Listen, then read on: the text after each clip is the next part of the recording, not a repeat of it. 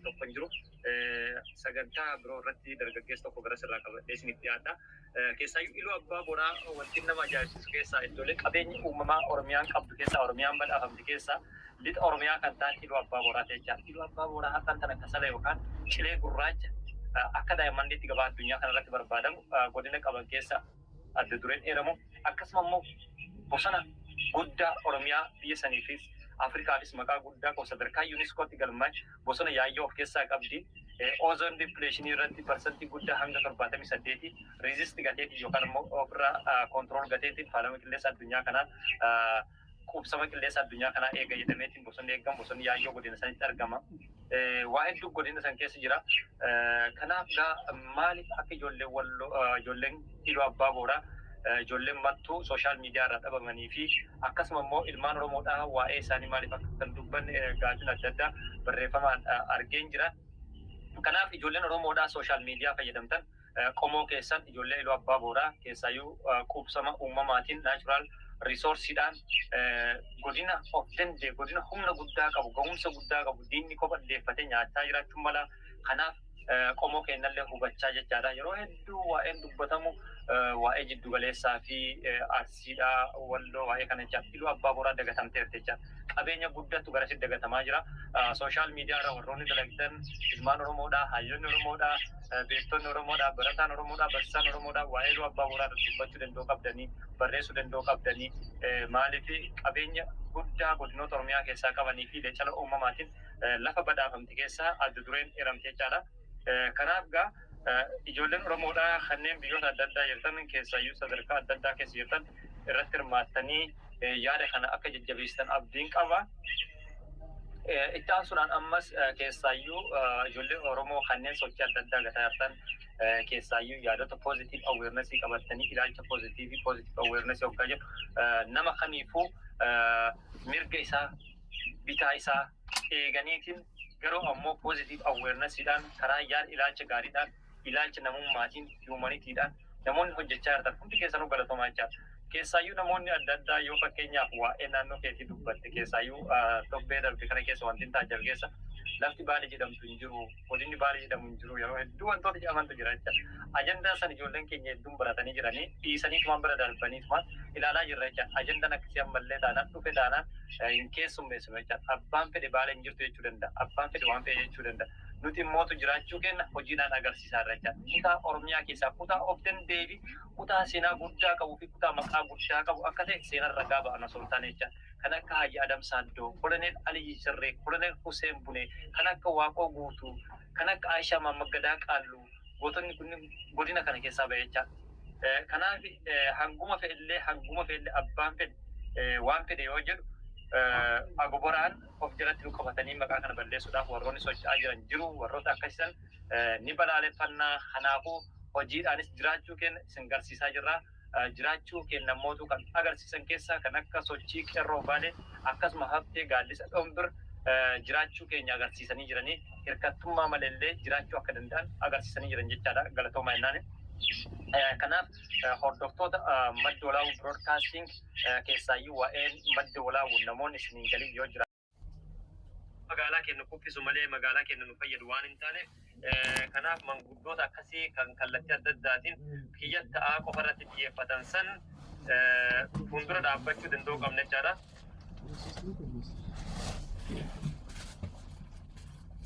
Barreeffamichi kun yoo isin mul'ate kallattiidhaan jechaadha. Tarii isin mul'achuu danda'a jedheetiin amana. Biyya keessaa barreeffama naaf dhufe gobba hoggansaa fi nama biyyaaf yaadu wal caqasaa yookaan ammoo wal wajjin hojjechuudhaan wal wajjin mari'achuun egeree magaalaa isaaniitiif hojjetantu baay'ataa roobeen anuma beekaa fi anatti hogganaa keessatti xiqqoo isii wal dhiibaan ni jira. Kun ammoo gufuu guddaa magaalaa keenya keessatti fide kan jiru nama guddaa irraa nama hayyuu irraa yaada kan naaf dhaqqabsiisaniiranii yoo danda'an boruu isaanitti ammoo kallattiidhaan viidiyoon dhufaniitiin dubbachuudhaan qophii keessan jecha. Kuni maal fide yoo jettan waa'ee kanaa dubbachuun waa'ee kanaa irratti hojjechuun nama magaalaa keenya yookaan immoo godina san ajjeese nama kallattii adda addaatiin gufuu misoomaa gufuu qeerroo irratti ta'aa jiru kallattii adda addaatiin gingilchinee baasuudhaaf carraa guddaa qaba jecha. Namoota akkasii san beekuun ammootu gaafa bilisoomneef nu fayyada jechaadha. Har'an tana waa'ee isaanii waan dubbanne taate, har'an tana waa'ee isaanii irratti nu hojjenne yoo taate, namoonni akkasii sun irree isaanii cimsataa deemanii addunyaan quba nu qabdu, Oromoon quba nu qabdu, ilmaan Oromoodhaa quba nu qabdu, dhalattoonni naannoo kanaa quba nu qabdu jechuudhaan humna isaanii cimsatanii akka isaan deeman gata jechaa yoo dubbanne taate. Yoo irraa dubbanne ammoo quba nu qabanii diyaaspooraan biyya alaallee waa'ee keenyaa dhaga'ee jira. Kanaaf hojiin deemaa jirru kun, hojiin nu hojjetaa jirru kun, hojiin nu ammatti harkaa qabnu kun nun baasu, hawaasa keenya nu baasa. Kanaaf irraa of qusachuu danda'uu qabna kan jedhu yaada fidan jecha. Kanaaf irratti hojjechuu barbaachisa jecha. Godina keenya qofaa miti, Oromiyaa guutuu keessatti tokkoon keenya godina keenya keessatti maaltu ta'aa jira, maaltu raawwatamaa jira, qeerroon kaleessaa maalirra jira, har'oo maalirra jira jennee hubachuu danda'uu qabna jecha. Even bakka diinagdeen isaan barbaachisutti nama 5-6-7 ta'aniitiin wal ijaaranii irratti hirmaachuun dirqama jecha. Kanaaf keessaayyuu akkuma kaleessa isiniif kaasetti waa'ee dallumannaa irratti illee ergaan naaf jira jechaadha. Qeerroon dallumannaadhaa yeroo ammas ga'umsas humnas qabna. Garuu immoo haalli naannoo san jiru caaseffamni gandaa keenyaa baay'ee ulfaataadha. Kun immoo rakkoo guddaa nurratti fidee magaalaa teenya keessatti akka feene socho'uu waan hin dandeenyeef sirna kana akka nurraa balaaleffattan, sirna kana akka nurraa itti balaaleffattan jechuudhaan yaada isaanii nuuf dabarsanii jiran jechaadha. Qeerroon magaalaa dallumannaadha. Itti aansuudhaan ammoo qeerroo Dambalii. Hanguma fe'ellee sirni kun cimaa fe'ellee ta'u, hanguma fe'ellee sirni kun haalli isaa dhiibbaa fe'ellee qabaatu nuti qarallee roorroo falmachaa jirra. Haadhallee immoo roorroo ni falmannaa, ejjennoo keenya yoomiyyuu gadi hin jennu jechuudhaan qeerroon magaalaa Dambal ergaalee adda addaa kallattii adda addaatiin akkuma armaan dura ejjennoo qaban haadhallee ejjennoo isaanii cimsanii itti fufanii jiran jecha. Kun maal mul'isaa? Ejjennoo qabaachuu, abdii qabaachuu, dhugaaf falmachuu, dhugaaf hojjechuudha jecha. Qeerroo magaalaa Dambal irraa kaleessas waa baay'ee dubbanneerra jecha. Qeerroon magaalaa Dambal qeerroo bu'aaf dalagu osoo hin taane, qeerroon maqaaf dalagu osoo hin taane, qeerroo dhamaaf dalaguu fi dhugaa Oromootiif qeerroo falmachaa jiru jecha. Kanaaf magaalaa Baalee Roobeetii fi Gobbaa fi Gimir magaalota gurguddoo qeequu jalqabne jecha. Tumsa adda addaa keessatti, hirmaannaa adda addaa keessatti, qabsoo keessatti, biyya baqaa keessatti kan hojjechaa jiru qeerroo naannoo kanneen jecha. Sila haadhan tana qeerroon magaalaa gurguddootuni hanga fe'ellee ta'u fakkeenya ta'anii dura deemanii hojjetanii hojjechiisanii masakanii masaksiisanii kan itti mul'isuu qaban ijoollee magaalaa ture jechaadha. Garuu ammoo seenaan dabeetiin faallaa saniitiin kan hojii kana hojjechaa jiru ijoollee baadiyyaa irraa yookaan immoo naannoo magaalaa irraa dhufantu waan kanarratti hirmaataa jiran jecha. Kanaaf komiin guddaan ka'e jecha. Kanaaf komiin qeerroon biyya keessaayyuu magaalaa Roobeerra qeerroon biyya jiran kallattii adda addaatiin komii qaban jecha. Qeerroon biyya alaa gama ispoortiitiin nu hojjechiisuu qabanii. Fakkeenyaaf istaadiyoomiin Roobee har'aan tana badee jira. Qeerroon magaalaa Roobeetii bahin yoo xinnaatiin lakkoofsi 500 yoo ta'e doolaara takka walitti nuuf fuudhan mana shiishaa fi mana jimaa irraa nu hambisuu danda'anii. Akeekaaf kaayyoon guddaan diinaa keessaa tokko mana shiishaa fi mana jimaatti nu galchuudha. Kana jalaa yoo nun hambifne taate dhaloonni har'aa egereen keenya abdiin keenya baduuf deemaa jira. Argachuuf hin dandeenye. Sababni isaa fakkeenyaaf yeroo tokko amma akka naannoo keenyatti informaatiina gahaa qaba. Akka aanaa goorotti yoo irraa dubbatu ta'e fakkeenyaaf gaafa amma waraanni deeggata ture san naannoo sanirraa waan guuratame beekan. Nama midhaan manaa qabu, kan absuudaa manaa qabu, kan sangaa qabu, sangaa lama ka qabu kan ittiin qotatu nama sangaa tokkorraa hiisisanii harkaa gurguranii raayyaa jedhanii irraa fuudhatu jira jechuudha. Uummanni sunis haala rakkoo cimaa keessa jira. Naannoo sun naannoo bara yeroo lama facaafatu barbaadatu yeroo lama argatu jechuudha. Wayita laalu. Kanaaf wayita mootummaa waan kana irratti ilaaltee hin tilmaamtee jettu hedduu nama gaddisiisaa jechuudha. Kanaaf gadda guddatu nutti jira. Uummanni keenya ammoo if ka'uuf ta'uu qabaa, dammaquu qabaa. Yoo dammaqee ammoo kan jabaatu taate rakkoo kana keessaa hin bahaa jedhee yaadaa jechuudha. Kanaaf yeroo ammaatti mootummaan naannoo san kara jalaatti fakkeenyaaf yoo qabatte amma naannolee aanaa gammoojjira jiran fakkeenyaaf daawwee sarar, daawwee qaachan, akkasuma raayituu daddacha bal'aa fi kara sawweeratis gama ceetee yoo ka fudhattu taate mootummaan uummata amma rakkoo keessa seene kana haga isaan hin rakkatin uummata gaala irraa fuudhee gurguraatu, uummata re'ee irraa fuudhee gurguraatu, uummata gaagurti osoo mukarra nafin uummanni kun uummata dammoortii akka gammadee daa'imas dalagatu jechuudha. Uummata gaagurri osoo mukarratti nafin gaagura mukarraa buusisaa turanii daa'imarraa fudhaa jechuudha. Har'a yeroo gargaarsaaf jedhanii waan akkasii godhaa turanitti uummanni kun har'a rakkoo cimaa keessa jira. Rakkoo keessa jiru kana keessatti mootummaan gadi ba'ee isaan quban qabu. Wanni biraa taa'uu bishaan qoonqotti dhugan hin qabani. Akkuma namni marree viidiyoon argaa ture kana dura obboleeyyan keenya rabbiin isaan gargaaru fakkeenya fi ustaazonni deemanii uummata kana akkaataa sanatti gargaaran namni marree viidiyoon lafa sana haala rakkoon sun itti jirtu argee jira jechuudha. Kun uummata irratti irra deebi'anii yaadachiisuudha malee waan barsiisuuf uummata addunyaa irra jiru kanatti himanii miti. Kanaaf uummanni kun waan kana beekuu jechuun ammoo uummanni sun bishaan ni barbaada. Bishaan inni barbaadu kun bishaan bombati miti. bishaan itti namni miicate. Bishaan gaalli keessa dhaabatee dhufe kareen keessa dhaabattee dhufe kan itti miicatamu bishaan xuraawaa barbaadachuuf jecha guyyaa guutuu deemaa jechuun sa'a 16 deemtee manatti gala. Hojiin isaanii bishaanuma waraabanii deebi'anii galanii bulanii ammallee ganama bishaanitti deemanii bishaanuma waraabu. Sadarkaa kana keessa uummata jiru jechuudha. Uummanni sun bishaan boombatii miti ka barbaade.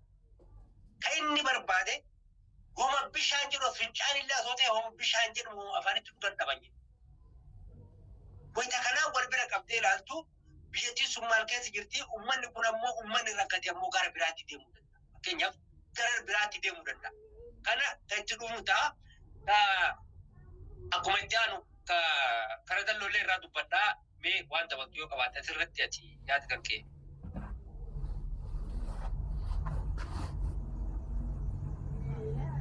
Asirratti galatoomi gaa yaada ati kennite kana akkuma ati jette kanatti sirriidha.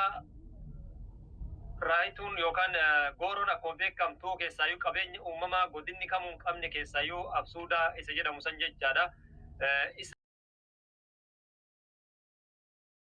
Tamsaas kallattii gama madda walaabuutiin isiniif darbaa jirudha.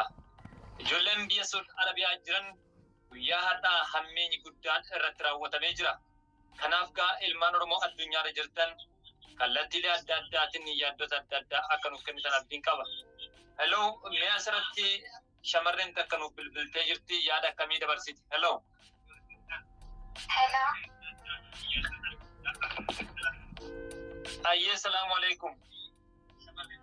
Waalaikum salaam wa rahmatullahi wa barakatuh. Akkam nagaa fayyaa qabdanii? Nagaa qabna. Mee eessarraa bilbiluu jirta? Waa'ee obboleewwan keenya Saudi Arabiyaa ilaalchisee yaada akkamii qabda? Abbootii amantaa biyya abbaa isaanii keessa jiraniif keessaayyuu ijoolleen kun yeroo hedduu miidiyaa Oromoo keessatti, xinnisa qabsoo Oromoo keessatti, akkasuma masgida ijaaruu keessatti, maatii ofii jijjiiruu keessatti, ilmaan ofii obboleewwan ofii barsiisuu keessatti warroota kaleessaa qooda gurguddaa qaban hadhan tana haala addaatiin guyyaa har'aa keessaayyuu gochi guddaan irra raawwatamee moobaayila harkaa fuudhaa jirani. Kanarratti yaada akkamii qabdaa? Akka shamarree tokkaatti hoggansa garee Oromoo keessatti sirmaachaa jirta. Mee yaada akkamii qabda? Kan irraa bilbilaa jiru Keeniyaa yookaan Naayiroobiidha. Gocha duraan dubaree biyya keessatti akkanuma hirmaachisaa namni ajjeefamaa waan jiru biyya ammaatti illee jalaa hin hafne akkanuma rakkoo kan fakkeenya Saudi Arabiyaa keessatti argamu uffata dhaban nyaata garaa isaanii gaafa otoo hin arganne qorra hamaa ammaan kan bu'aa jiru kanarratti akkana uffata malee dhugaa jiran. Ilaanaatii garuu isaan cinaa dhaabbattee gargaaruu fedha sagalumaan ta'aaf waan qabu dandamadha. Wanni biraa waan jiru du'aa'uma godhuna kan illee hangaan dandeettii jiraatitti miidhii namoota hafteef dhaamsa kana dabarsee akka isatti du'aa'idhaan cinaa dhaabbatan rabbi isaan haa gargaaru wallaa akka malee rifatte. Waan ta'uuf waan dhiisullee dambeeku tokkummaa isaanii haa cimsatan obsa haa qabatu.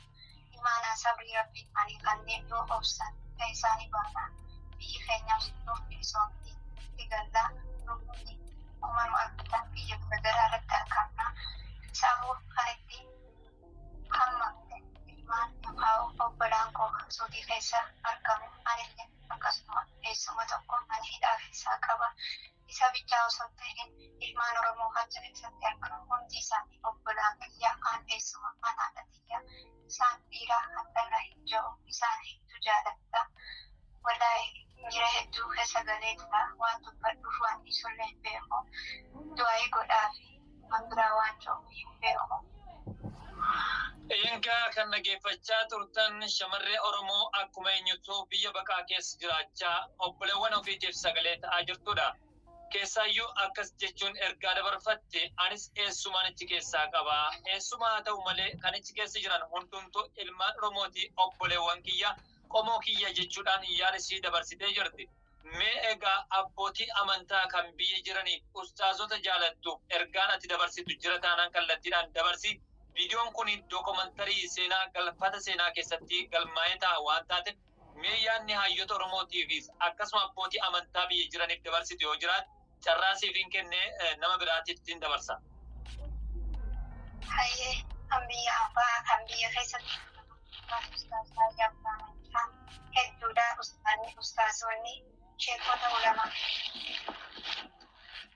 Waan kun hundi bahanii rabbi kadhatanii fi rabbi isaaniitiif ummatanii kan amantaa waaqeffataa kan kiristaanaa hin jenne isaan hundi dhaabbatanii obbolaan kan yookaan ilmaan isaanii kan yaadaan dubbaan bira dhaabbatanii karaa miidiyaa dabarfatanii sagalee ta'anii ijoollee keenya har'allee borullee taanaa ni eeggatti yoo garaa qulqulluudhaan bahanii rabbi isaanii kadhatanii ni argatan waa hundaa'u ni milkooyna biyya kanatti ni deebina biyya keenya bilisoon hin jedhu.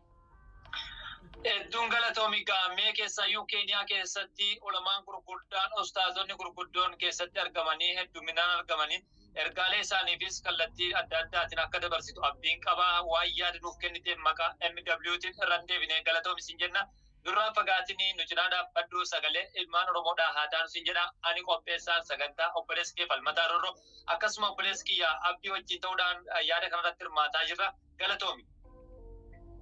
Asirra anillee garee maaddee Finfinnee Oromooti Oromummaa dhiiga kooti jo'oon hangaan danda'u guruppii kanarratti hirmaachaa waan jiruuf achiraan sagalee taanee fi karaa miidiyaa hundaatu dabarsinee akka sagalee taanu obbolaan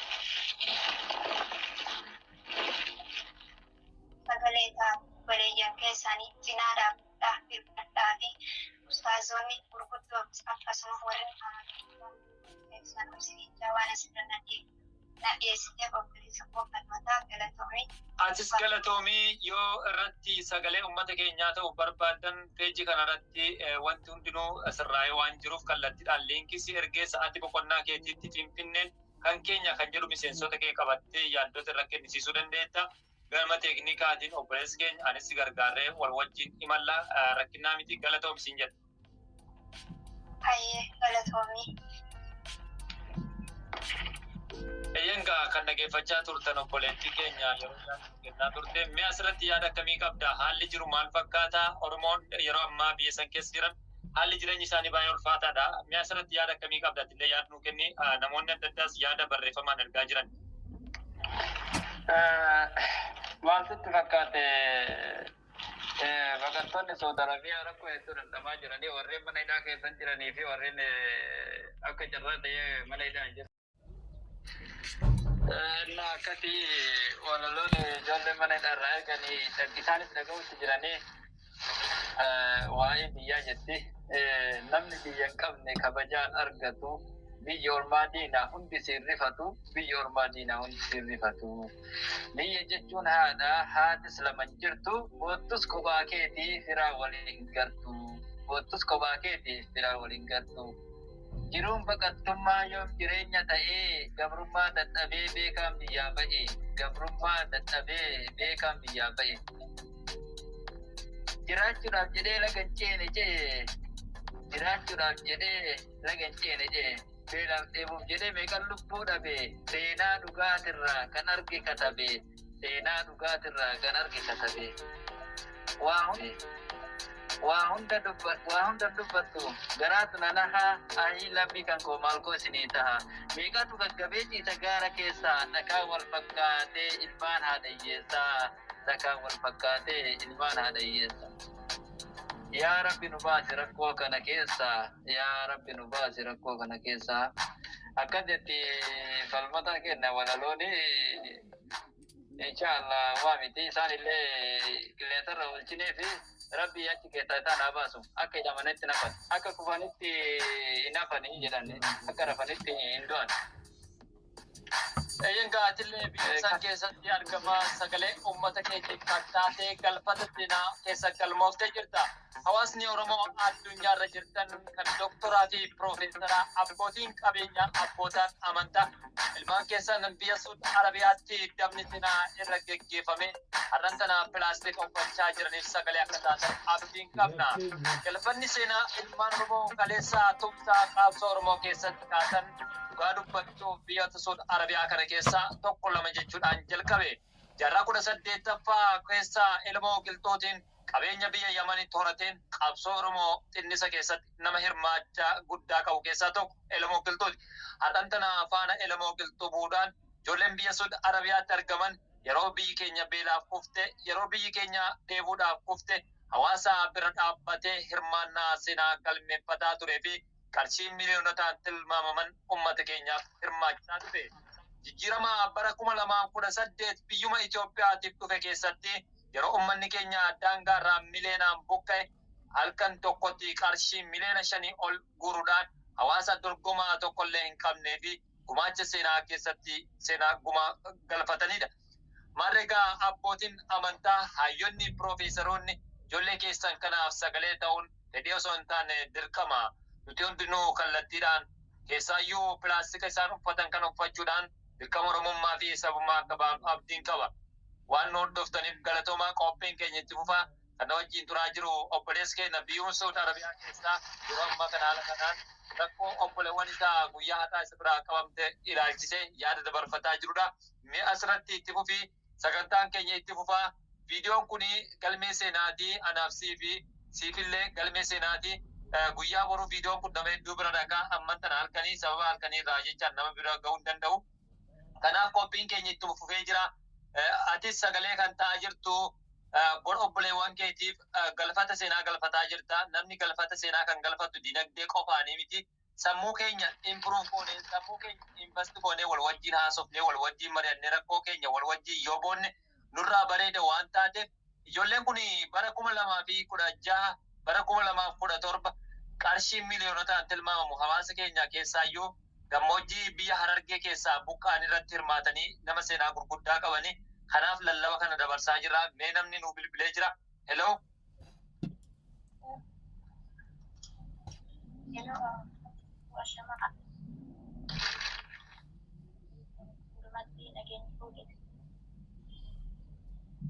Ani kana dhufee fi garee Finfinnee Kunneen kanaroo dhiiga kooti jedhudha. Akkasuma kana dhufee fi Oromoo biyya Saudi biyya keessa rakkatan sagalee fedha. Uummanni kun mana miidhaginsa. Guyyaa kaleessaa fi eeggaddaa guyyaa haadholee jechuudhaan sadarkaa ittila addunyaatti kallattii adda addaatiin kabajamaa ture. Kabajnes yeroo jechaan bakka guyyaa sanis jala darbitanii argeettanii kan dhageeffachaa jirtan gam MWtiin sagantaa tamsas kallattii waa'ee shamarran keenya irratti fuulleffate qabsoo Oromoo keessatti, misooma keessatti, dinagdee keessatti, siyaasa keessatti shamarran Oromoo maal fakkaatanii garam jiru kan jedhuuf sagantaa irratti daqiiqaa muraasaaf wal wajjin turra. Ani qopheessaa sagantichaa obboleessa keessa falmataa roorrootii turtii gaarii isiniin jedha. Meegaa akkuma beekamu seenaa qabsoo Oromoo irraa yoo jalqabne keessaayyuu Aishaa Mahammad Gadaa Qalluu seenaa qabsoo ijoollee Baalee keessatti, seenaa qabsoo gootota Dhoongir keessatti seenaa guddaa qabdi. Isaan jiran keessaa kan akka Ilfinesh Qannoo fi isaan biroo kan akka Keemiyaa fa'aa fudhachuu dandeenya. Qabsoo Oromoo keessatti waan gaarii dalagaa jira. Meegaa amman tanas keessaayyuu dhaloota haarawaa keessaa shamarran fakkeenyadhaan hedduu jira jira. Inumaayyuu seenaa qabsoo Oromoo keessattis ta'e keessaayyuu sochiilee garaagaraa godhaman keessatti dippiloomaasii adda addaa keessa godhaman dachaa warra dhiiraatiin caalanii argamanii jiran shamarroonni keenya hojiin isaan hojjechaa jiran sadarkaa idil addunyaatti reegaa bahuu dandeenya. Keessaayyuu sadarkaa dippiloomaasii adda addaa keessatti sadarkaa sekireetii adda addaa koongiresii adda addaa keessatti hirmaachuudhaan shamarran keenya dhiirota walitti hojiin hojjechaa jiran jiru. Kanaaf guyyaan kaleessas guyyaa haadholee ta'u garuu ammoo guyyaa har'aa irratti shamarran Oromoo maal fakkaatanii akkasuma ammoo miidiyaaleen Oromoo keessaa jajjabiinsa gara hawaasa keenya gara dinagdeetiin uwwisa gara dinagdeetiin laayif koochingii yookaan ammoo mala jireenyaa fi jiruu fi jireenya hawaasaa irratti sammuu hawaasa keenyaa maqaruu dhabe kan jedhu yaaddonni adda addaas ka'anii jiran jecha keessaayyuu sabni keenya yeroo ammaa kanatti barumsa gara small businessiinis haa ta'u laayif koochingii yookaan ammoo mala jiruu fi jireenya warroota Habashaatii kallattii adda addaatiin yuutubaroota irraa ka'ee hanga tiktookii fi isaan biroo irratti jechaadha. Leenjistoota garaagarii gurguddoo qaban ijoolleen keenya hedduun biyyoota Arabaa hedduu keessa jiran biyyoota addunyaa kana keessa faca'anii jiran laayif koochingii tokkollee qaban miidiyaaleen jiranis hundi isaanii siyaasa irratti fuulleffachuun isaallee miidhaa guddaa fidee jira kan jedhu odeessi adda addaa dhaqqabaa jiran jecha. Kanaaf hawaasni Oromoo waan kana hayyoonni Oromoo itti hojjechuu qabanii laayif koochingii yookaan leenjisaan jiruu fi jireenya murteessaadha. Nama keenya yeroo ammaa kanatti biyya ambaa keessa jiran keessaayyuu biyyi mirgi namoomaan eeggamne keessa jiran istiraakcharii jiruu fi jireenya isaanii barsiisuun dirqama jechaadha. Hundi keenya siyaasa irratti yoo xiyyeeffanne, hundi keenya waa'ee aangoo irratti yoo xiyyeeffanne, hundi keenya waa'ee muudama siyaasaa irratti yoo xiyyeeffanne, ilmaan keenya obboleewwan keenya osoo hin baratin carraa barumsaa biyya abbaa isaanii irratti dhabanii jiru baqattummaaf saaxilaman kan qabeenya qaban jiruu isaanii garamitti akka oofuu danda'an jireenyi isaanii akkamitti akka fooyyeffachuu danda'an akkuma warra Habashaati saboota biroocha life coachingiin kallattii adda addaatiin miidiyaaleedhaan yuutuubiidhaan kennamaafii jira namoota business managementii baratan namoota business analyzed ta'aniin kallattii adda addaatiin kennamaa jira jechaadha. Sabni keenya waa hedduun duubatti hafnee jirra bakki qaawwi guddaan nutti baname keessaa tokko gama hiyyummaa mo'achuudhaan yookaan immoo kufaatii diinagdee biyya keenya dhaqqabe kana tooftaalee hawaasni keenya itti dandamachuu danda'an. Hayyooliin Oromoo gabbanii dubbachuu dhabuun kun gatii guddaa nu kafalchiisaa jira kan jedhu namoonni adda addaas waltajjiidha adda addaa dhuunfaanis ta'e akka gareetitti ka'an keessatti gaafiilee gurguddoodha jechaadha. Hawaasni keenya kan addunyaa keessaayyuu miidiyaaleen Oromoo ni qabna jedhanii dubbatan. Yoo xiqqaate torbaanitti sagantaa tokko baasuudhaan sagantaa lama baasuudhaan life coachingii yookaan immoo waa'ee jiruu fi jireenya keessatti jechaadha namni tokko jiruu isaa akkamitti mo'achuu danda'a.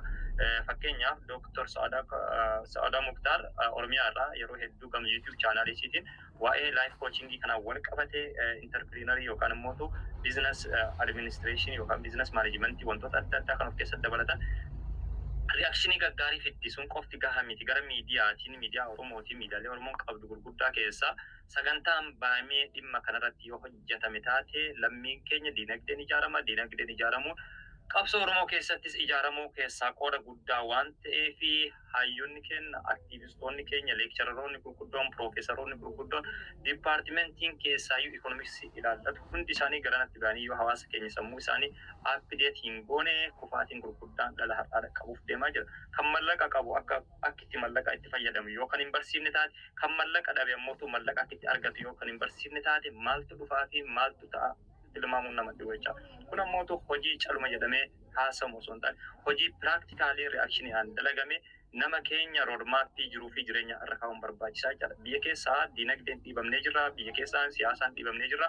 Inni biyya baqaa keessa jiru inni mallaqa qabu hoo haala kamiin mallaqi isaa itti fayyadamuu danda'a, haala kamiin mallaqi isaatti jijjiiramuu danda'a, akkamitti ammoo saba isaa jijjiiruu danda'a kan jedhu sooftuweerii sammuu isaanii appideet godhuun dirqama jechuudha. Kanaaf ammoo miidiyaan Oromoo tokkollee gabbee hojjetaan jiru waan kanarratti hojjechuun dirqama jechuudha. Laayif koochiingiin murteessaadha dhala namaatiif jecha. Biyyoota addunyaa kana hunda keessattuu kallattii adda addaatiin tooftaalee adda addaatiin namoota yuutuubaroota ciccimoo ta'aniin jechaadha kennamaa jira jecha. Yuutuubaroonni kenna har'aa hundi isaanii turre hedduun isaanii firaankii irratti xiyyeeffatee jira jecha. Kana jechuun maal jechuudha? Hubannoo dhabiinsa yookaan ammoo kallattii adda addaatiin isaanii kennamuu dhabuurraa koppii hojii tokko irratti xiyyeeffatanii waan tokko irratti fuulleeffatanii hojjetaa jiran jechaadha. Kanaaf hawaasa keenya kana jijjiiruudhaaf dirqama miidiyaan Oromoos ta'ee namoonni dhuunfaa miidiyaa qabdan, yuutuubii qabdan keessaa dandeettii kalaqa ikoonomiksii kallattii adda addaatiin jiruu fi jireenya hawaasaa irratti sammuu namaa yookaan immoo xiinsammuu namaa jijjiiruu dandeetta. Opportunity keessan akka baatan abdiin qaba.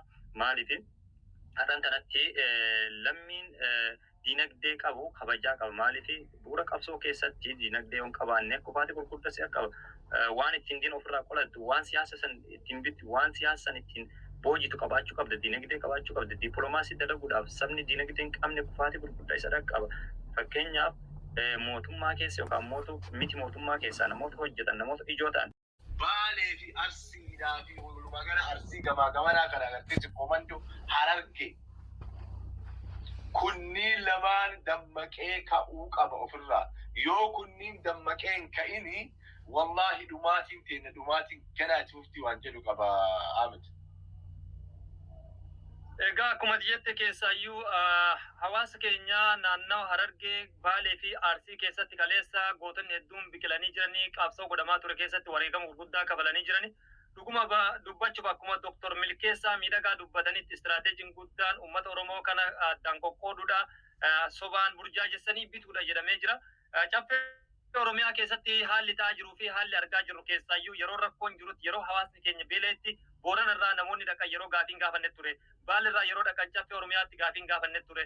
Dhuguma hawaasni keenya rakkachuu dhabeeti moo rakkootti hin jirre moo rakkoo gama daandiitiin jiru gama rakkina siyaasaatiin jiru gama bulchiinsaatiin jiru keessaayyuu lixa Oromiyaa irraa akka gaariitti gaafataa turanii deebisa argachuu baatus mirga isaanii ba'aa jiran jechaadha.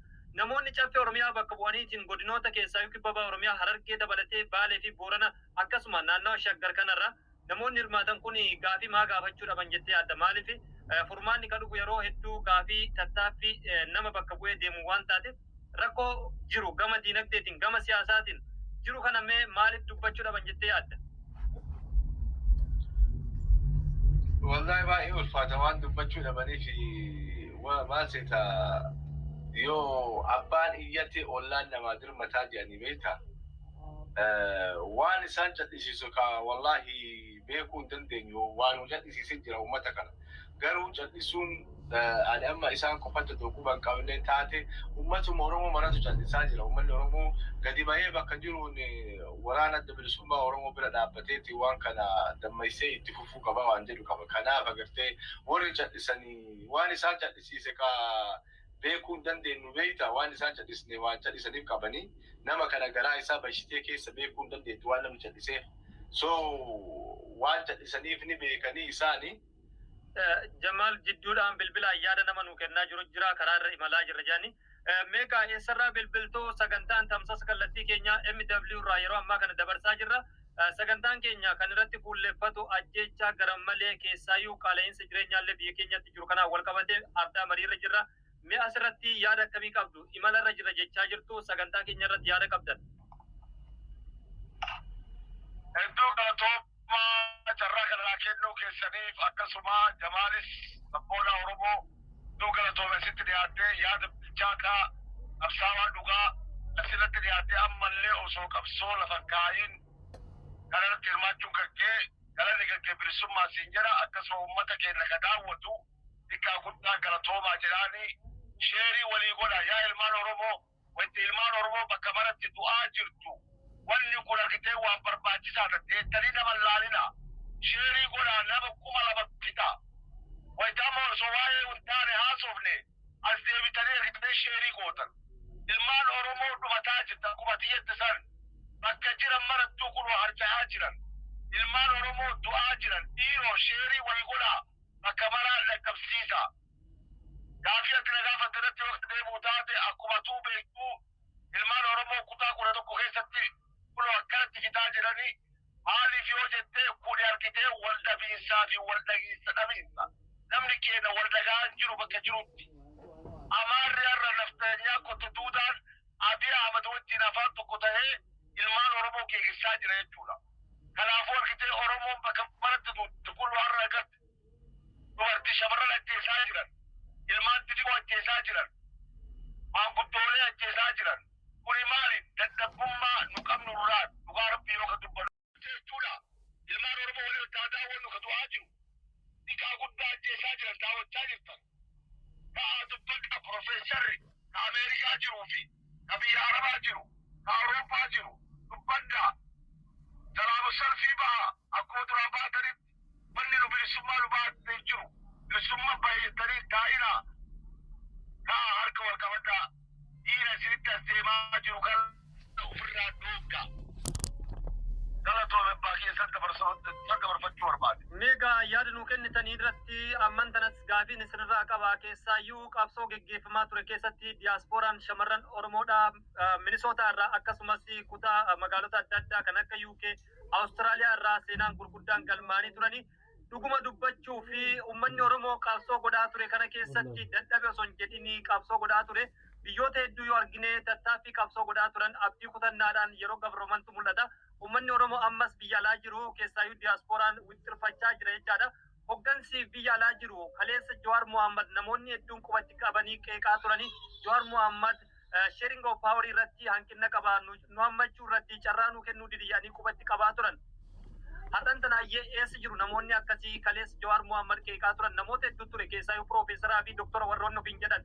Mee kanarratti dhugaa dubbachuudhaa fi namni amman kanatti argaa jiru nama qubaallaa qaban kan akka yeroon geessee halkaniif guyyaa gama diinagdeetiinis sochii Oromoo keessatti hirmaachuu hawaasa gargaaruu keessatti hirmaachuu qabsoo Oromoo hiriira adda addaa keessa hirmaachuun nama halkaniif guyyaa dhamaa jiru obboleessi keenya Jamaal Goodii dabalatee akkasuma Falmataa Ibroo dabalatee namoonni qubaallaa qaban sochii keessa jiru inni piroofeesaraaf doktora kaleessa Jawaariin qeeqaa turan Jawaar daayivarsitii nuun hin geenye kan jedhan miidiyaa irratti illee komiin adda addaa mul'ataa ture jarri sun har'a eessa jiru? Galatoomii gaafii bareedee kana gaafattee hayyuun nama gaafatu obboleessa kiyya namni ati maqaa dhooftee yeroo geesseen nama argamuu miti obboleessu. Nama argamuu miti. An personally namaan beekullee. Sabboona Oromoo siin jedhan kan dhugaan Oromummaa qabu. Kagaafa argitee simbooliin keessatti dhaabattee Amaara dura dhaabattee siin jedhan kottee duudaa ilmaan Oromoo arrabsu salaama salphii irratti bahe qoma dhaawatee lola isarraa tokko nama sanirraa tokko hin argu. Eega jawwee nama hin booda wanni inni dalagee waan takka lama jedhee asitti himuu danda'uu miti. Akkasuma sabboonaan akka isaa hedduu jira. Akka argitee falmataa Ibroo Dhaffee Raamis Jamaaliin namoota hedduu jiraa si jedhe har'a namoonni suni ganamaa galgala dhaabatanii jawwee jecha ilmaan Oromoo jecha mootawwan keenyaaf jecha halkanii guyyaa baradoo keessa Minisootaa nuka keessa jiru qabeenu ka argitee halkanii guyyaa qabbanni akka biraa buutu kawayta allee ooyi akka biraa buutu namni waan saggeessaa ture obboleessa keenya kabajamaa ulfaataa yeroo keessa jechuudha. Har'a uummanni argitee gaafa san Joohariin balaaleffachaa ture qayetti galanii bishaan dhugaa jiran jechuudha. Maaliif akka waan bilisoomanii dariiroo bitamanii biyyatti galan lafa fudhatanii jechuudha. Kuni Oromoon bilisummaa baate jechuudha. Yaa ilmaan Oromoo yeroon isinitti deemaa jiru. Diinni dhufaa jira. Qabsoon asitti miti. Waggaa dheeraa qabsaawaa turre. Abbootii keenyarraa jalqabee, abbootii kan keetirraa jalqabee, mootawwan keenyarraa jalqabnee nama haadham qabsoo tanatti dhabne. Gaafa duraanillee namnummaa nama keenya fixaa ture, namuma keenya. Ammallee namni nama keenya fixaa ture kanuma. Viidiyoo dullatti jechuudha. Ilmaan Oromoo waliin daawwannu ka du'aa jiru. Dhiqaa guddaa ajjeesaa jiran daawwachaa jirtan. Kaa dubbadha Profeesarri ka Ameerikaa jiruu fi ka biyya Arabaa jiru, ka Awurooppaa jiru, dubbadha. Salaama salfii ba'a akkuma duraan baatanitti wanni nu bilisummaa nu baatee jiru. Bilisummaa baay'atanii taa'inaa kaa harka wal qabadhaa. Dhiira isinitti as deemaa jiru kan ofirraa dhooggaa. Galatoome baakii santa barfachuu barbaade. Meegaa yaada nuu kennitanii irratti amman tanas gaafiin isinirraa qabaa keessaayyuu qabsoo geggeeffamaa ture keessatti diyaaspooraan shamarran Oromoodhaa Minisootaa irraa akkasumas kutaa magaalota adda addaa kan akka UK, Awustiraaliyaa irraa seenaan gurguddaan galmaanii turanii dhuguma dubbachuu fi uummanni Oromoo qabsoo godhaa ture kana keessatti dadhabe osoo hin jedhini qabsoo godhaa ture. Biyyoota hedduu yoo argine tattaaffii qabsoo godhaa turan abdii kutannaadhaan yeroo gabroomantu mul'ata. Uummanni Oromoo ammas biyya alaa jiru keessaayyuu diyaaspooraan wixxirfachaa jira jechaadha. Hoggansi biyya alaa jiru kaleessa Jawaar Mohammad namoonni hedduun qubatti qabanii qeeqaa turanii Jawaar Mohammad sharing of power irratti hanqina qabaa nu hammachuu irratti carraa nu kennuu didiyanii qubatti qabaa turan. Har'an tanaayyee eessa jiru namoonni akkasii kaleessa Jawaar Mohammad qeeqaa turan namoota hedduu ture keessaayyuu Piroofeesaraa fi Doktora warroonni ofiin jedhan. Mee kanarratti dhugaa dubbachuudhaa fi namni amman kanatti argaa jiru nama qubaallaa qaban kan akka yeroon geessee halkaniif guyyaa gama diinagdeetiinis sochii Oromoo keessatti hirmaachuu, hawaasa gargaaruu keessatti hirmaachuu, qabsoo Oromoo hiriira adda addaa keessa hirmaachuun nama halkaniif guyyaa dhamaa jiru obboleessi keenya Jamaal Goodii dabalatee akkasuma falmataa Ibroo dabalatee namoonni qubaallaa qaban sochii keessa jiru. Inni Piroofeesaraaf Doktora kaleessa Jawaariin qeeqaa turan. Jawaar daayivarsiitii nuun hin geenye kan jedhan miidiyaa irratti illee komiin adda addaa mul'ataa ture. Jarri sun har'a eessa jiru? Galatoomii gaafii bareedee kana gaafattee hayyuun nama gaafattu obboleessa kiyya namni ati maqaa dhooftee yeroo geesseen nama argamuu miti obboleessu. Nama argamuu miti. An personally namaan beekullee. Sabboona Oromoo siin jedhan kan dhugaan Oromummaa qabu. Kagaafa argitee simbooliin keessatti dhaabattee Amaara dura dhaabattee siin jedhan kottee duudaa ilmaan Oromoo arrabsu salaama salphii irratti bahe qoma dhaawatee lola isarraa tokko nama sanirraa tokko hin argu. Eega jawwee nama hin booda wanni inni dalagee waan takka lama jedhee asitti himuu danda'uu miti. Akkasuma sabboonaan akka isaa hedduu jira. Akka argitee falmataa Ibroo Dhaffee Raamis Jamaaliin namoota hedduu jiraa si jedhe har'a namoonni suni ganamaa galgala dhaabatanii jawwee jecha ilmaan Oromoo jecha mootawwan keenyaaf jecha halkanii guyyaa baradoo keessa Minnesota nuka keessa jiru qabeenu kaargitee halkanii guyyaa qabbanni akka biraa buutu kawayta allee ooyi akka biraa buutu namni waan saggeessaa ture obboleessa keenya kabajamaa ulfaataa yeroo geesse jechuudha. Har'a ummanni argitee gaafa san Joohariin balaaleffachaa ture qayetti galanii bishaan dhugaa jiran jechuudha. Maaliifi akka waan bilisoomanii dariiroo bitamanii biyyatti galan lafa fudhatanii jechuudha. Kuni Oromoon bilisummaa baate jechuudha. Yaa ilmaan Oromoo yeroon isinitti deemaa jiru. Diinni dhufaa jira. Qabsoon asittii miti. Waggaa dheeraa qabsaawaa turre. Abbootii keenyarraa jalqabee, abbootii kan keetirraa jalqabee, mootawwan keenyarraa jalqabnee nama haadham qabsoo tanatti dhabne. Gaafa duraanillee namnummaa nama keenya fixaa ture, namuma keenya. Ammallee namni nama keenya fixaa ture kanuma. Viidiyoo dullatti jechuudha. Ilmaan Oromoo walii wajjin daawwannu kan du'aa jiru. Dhiqaa guddaa ajjeesaa jiran daawwachaa jirtan. Kaa dubbadha Profeesarri ka Ameerikaa jiruu fi ka biyya Arabaa jiru, ka Awurooppaa jiru, dubbadha. Salaamu salfii ba'a akkuma duraan baatanitti wanni nu bilisummaa nu baatee jiru. Bilisummaa baay'atanii taa'ina. Kaa harka wal qabadhaa. Dhiira isinitti as deemaa jiru kan ofirraa dhooggaa. Galatoome abbaa keessatti dabarfachuu barbaade. Meegaa yaada nuu kennitanii irratti amman tanas gaafiin isinirraa qabaa keessaayyuu qabsoo geggeeffamaa ture keessatti diyaaspooraan shamarran Oromoodhaa Minisootaa irraa akkasumas kutaa magaalota adda addaa kan akka UK, Awustiraaliyaa irraa seenaan gurguddaan galmaanii turanii dhuguma dubbachuu fi uummanni Oromoo qabsoo godhaa ture kana keessatti dadhabe osoo hin jedhini qabsoo godhaa ture. Biyyoota hedduu yoo argine tattaaffii qabsoo godhaa turan abdii kutannaadhaan yeroo gabroomantu mul'ata. Uummanni Oromoo ammas biyya alaa jiru keessaayyuu diyaaspooraan wixxirfachaa jira jechaadha. Hoggansi biyya alaa jiru kaleessa Jawaar Mohammad namoonni hedduun qubatti qabanii qeeqaa turanii Jawaar Mohammad sharing of power irratti hanqina qabaa nu hammachuu irratti carraa nu kennuu didiyanii qubatti qabaa turan. Har'an tanaayyee eessa jiru namoonni akkasii kaleessa Jawaar Mohammad qeeqaa turan namoota hedduu ture keessaayyuu Piroofeesaraa fi Doktora warroonni ofiin jedhan. Mee kanarratti dhugaa dubbachuudhaa fi namni amman kanatti argaa jiru nama qubaallaa qaban kan akka yeroon geessee halkaniif guyyaa gama diinagdeetiinis sochii Oromoo keessatti hirmaachuu, hawaasa gargaaruu keessatti hirmaachuu, qabsoo Oromoo hiriira adda addaa keessa hirmaachuun nama halkaniif guyyaa dhamaa jiru obboleessi keenya Jamaal Goodii dabalatee akkasuma Falmataa Ibroo dabalatee namoonni qubaallaa qaban sochii keessa jiru. Inni Piroofeesaraaf Doktora kaleessa Jawaariin qeeqaa turan. Jawaar daayivarsitii nuun hin geenye kan jedhan miidiyaa irratti illee komiin adda addaa mul'ataa ture. Jarri sun har'a eessa jiru? Galatoomii gaafii bareedee kana gaafattee hayyuun nama gaafattu obboleessa kiyya namni ati maqaa dhooftee yeroo geesseen nama argamuu miti obboleessu. Nama argamuu miti. An personally namaan beekunne. Sabboona Oromoo siin jedhan kan dhugaan Oromummaa qabu. Ka gaafa argitee simbooliin keessatti dhaabattee Amaara dura dhaabattee siin jedhan kottee duudaa ilmaan Oromoo arrabsu salaama salfii irratti bahe qoma dhaawatee lore isarraa tokko nama sanirraa tokko hin argu.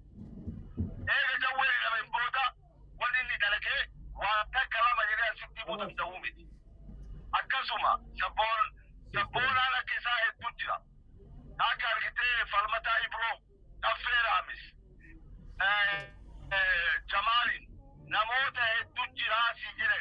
Har'a namoonni suni ganamaa galgala dhaabatanii jawwee jecha ilmaan Oromoo jecha mootawwan keenyaaf jecha halkanii guyyaa baradoo keessa Minnesota nuka keessa jiru qabeenu kaargitee halkanii guyyaa qabbanni akka biraa buutu kawayta allee ooyi akka biraa buutu namni waan saggeessaa ture obboleessa keenya kabajamaa ulfaataa yeroo geesse jechuudha. Har'a ummanni argitee gaafa san Joohariin balaaleffachaa ture qayetti galanii bishaan dhugaa jiran jechuudha. Maaliifi akka waan bilisoomanii dariiroo bitamanii biyyatti galan lafa fudhatanii jechuudha. Kuni Oromoon bilisummaa baate jechuudha. Yaa ilmaan Oromoo yeroon isinitti deemaa jiru. Diinni dhufaa jira. Qabsoon asittii miti. Waggaa dheeraa qabsaawaa turre. Abbootii keenyarraa jalqabee, abbootii kan keetirraa jalqabee, mootawwan keenyarraa jalqabnee nama haadham qabsoo tanatti dhabne. Gaafa duraalillee namnummaa nama keenya fixaa ture namuma keenya ammallee namni nama keenya fixaa ture kanuma. Viidiyoo dullatti jechuudha. Ilmaan Oromoo waliin taa daawwannu ka du'aa jiru. Dhiqaa guddaa ajjeesaa jiran daawwachaa jirtan. Kaa dubbadha Profeesarri ka Ameerikaa jiruu fi ka biyya Arabaa jiru ka Awurooppaa jiru dubbadha. Salaamu salfii ba'a akkuma duraan baatanitti wanni nu bilisummaa nu baatee jiru. Bilisummaa baay'atanii taa'ina kaa harka wal qabadhaa dhiira isinitti as deemaa jiru kan ofirraa dhoogga. Galatoome abbaa keessatti dabarfachuu barbaade. Meegaa yaada nuu kennitanii irratti amman tanas gaafiin isinirraa qabaa keessaayyuu qabsoo geggeeffamaa ture keessatti diyaaspooraan shamarran Oromoodhaa Minisootaa irraa akkasumas kutaa magaalota adda addaa kan akka UK, Awustiraaliyaa irraa seenaan gurguddaan galmaanii turanii dhuguma dubbachuu fi uummanni Oromoo qabsoo godhaa ture kana keessatti dadhabe osoo hin jedhini qabsoo godhaa ture. Biyyoota hedduu yoo argine tattaaffii qabsoo godhaa turan abdii kutannaadhaan yeroo gabroomantu mul'ata. Uummanni Oromoo ammas biyya alaa jiru keessaayyuu diyaaspooraan wixxirfachaa jira jechaadha. Hoggansi biyya alaa jiru kaleessa Jawaar Mohaammed namoonni hedduun qubatti qabanii qeeqaa turanii Jawaar Mohaammed sharing of power irratti hanqina qabaa nu hammachuu irratti carraa nu kennuu didiyanii qubatti qabaa turan. Har'an tanaayyee eessa jiru namoonni akkasii kaleessa Jawaar Mohaammed qeeqaa turan namoota hedduu ture keessaayyuu Piroofeesaraa fi Doktora warroonni ofiin jedhan. Mee kanarratti dhugaa dubbachuudhaa fi namni amman kanatti argaa jiru nama qubaallaa qaban kan akka yeroon geessee halkaniif guyyaa gama diinagdeetiinis sochii Oromoo keessatti hirmaachuu, hawaasa gargaaruu keessatti hirmaachuu, qabsoo Oromoo hiriira adda addaa keessa hirmaachuun nama halkaniif guyyaa dhamaa jiru obboleessi keenya Jamaal Goodii dabalatee akkasuma Falmataa Ibroo dabalatee namoonni qubaallaa qaban sochii keessa jiru. Inni Piroofeesaraaf Doktora kaleessa Jawaariin qeeqaa turan. Jawaar daayivarsitii nuun hin geenye kan jedhan miidiyaa irratti illee komiin adda addaa mul'ataa ture. Jarri sun har'a eessa jiru? Galatoomii gaafii bareedee kana gaafattee hayyuun nama gaafattu obboleessa kiyya namni ati maqaa dhooftee yeroo geesseen nama argamuu miti obboleessu. Nama argamuu miti. An personally namaan beekunne. Sabboona Oromoo siin jedhan kan dhugaan Oromummaa qabu. Ka gaafa argitee simbooliin keessatti dhaabattee Amaara dura dhaabattee siin jedhan kottee duudaa ilmaan Oromoo arrabsu salaama salfii irratti bahe qoma dhaawatee lola isarraa tokko nama sanirraa tokko hin argu. Eega jawwee nama hin booda wanni inni dalagee waan takka lama jedhee asitti himuu danda'uu miti. Akkasuma sabboonaan akka isaa hedduu jira. Akka argitee Falmataa Ibroo, Dhaffee Raamis, Jamaaliin namoota hedduu jiraa si jedhe. Har'a namoonni suni ganamaa galgala dhaabatanii jawwee jecha ilmaan Oromoo jecha mootawwan keenyaaf jecha halkanii guyyaa baradoo keessa Minisootaa nuka keessa jiru qabeenu ka argitee halkanii guyyaa qabbanni akka biraa buutu ka wayita ho'allee ho'i akka biraa buutu namni waan saggeessaa ture obboleessa keenya kabajamaa ulfaataa yeroo geesse jechuudha. Har'a uummanni argitee gaafa san Joohariin balaaleffachaa ture qayetti galanii bishaan dhugaa jiran jechuudha. Maaliif akka waan bilisoomanii dariiroo bitamanii biyyatti galan lafa fudhatanii jechuudha. Kuni Oromoon bilisummaa baate jechuudha. Yaa ilmaan Oromoo yeroon isinitti deemaa jiru. Diinni dhufaa jira. Qabsoon asitti miti. Waggaa dheeraa qabsaawaa turre. Abbootii keenyarraa jalqabee, abbootii kan keetirraa jalqabee, mootawwan keenyarraa jalqabnee nama haadham qabsoo tanatti dhabne. Gaafa duraanillee namnummaa nama keenya fixaa ture namuma keenya. Ammallee namni nama keenya fixaa